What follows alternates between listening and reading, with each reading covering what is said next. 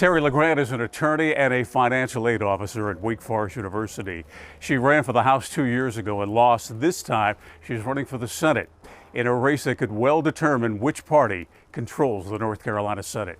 I've been listening and taking everyone's health to heart. Terry LeGrand's not alone in her race for the North Carolina Senate.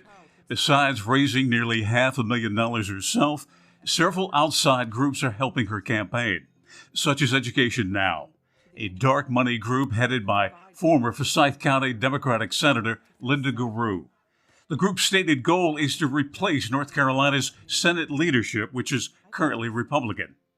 Education Now is backing 6 Democrats, including LeGrand.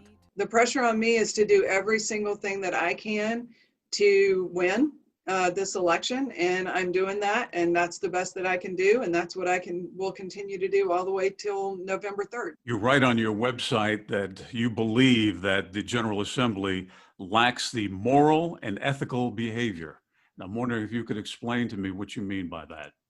Sure, and I think that, we can just point to some of the political games that were played over the past several years with bills being brought up in the middle of the night and being voted on in the middle of the night without giving everyone adequate opportunity to really read through them, without letting the public know what those bills said. LeGrand says she supports Medicaid expansion and wants North Carolina to invest more money in education. She criticizes her opponent for not doing more for schools. Get rid of the master's teacher pay bump, eliminate, thousands of teacher assistant positions.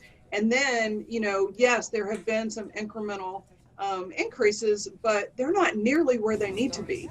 They're still way below the national average. The Forsyth County Democrat says education, not corporate tax cuts, are the best way to bring better paying jobs to North Carolina. You had mentioned that the jobs are not there, and I'm wondering what it is that Democrats overall would do to improve the job situation in North Carolina, the pay. Well, sure. So we need to make sure that we are providing the tools for people to qualify for the jobs of the future. So these high-tech digital jobs, clean energy jobs that pay on average much better than the jobs that we have now. LeGrand and her Republican opponent, Joyce Kravac, disagree on most issues, including abortion.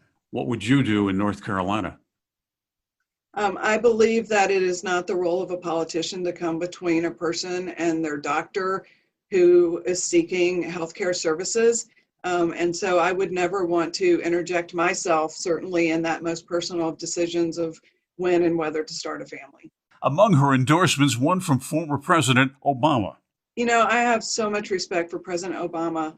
And it meant the world to me to get his endorsement and for him to recognize what I'm trying to do in this campaign, which is, represent the people, work for better schools, work for access to health care, work for better jobs for everyone. We asked LeGrand how she spends her time during the pandemic when she's not working a full-time job or campaigning for North Carolina Senate. Best book or movie that you've come across during the pandemic? Oh, wow, during the pandemic.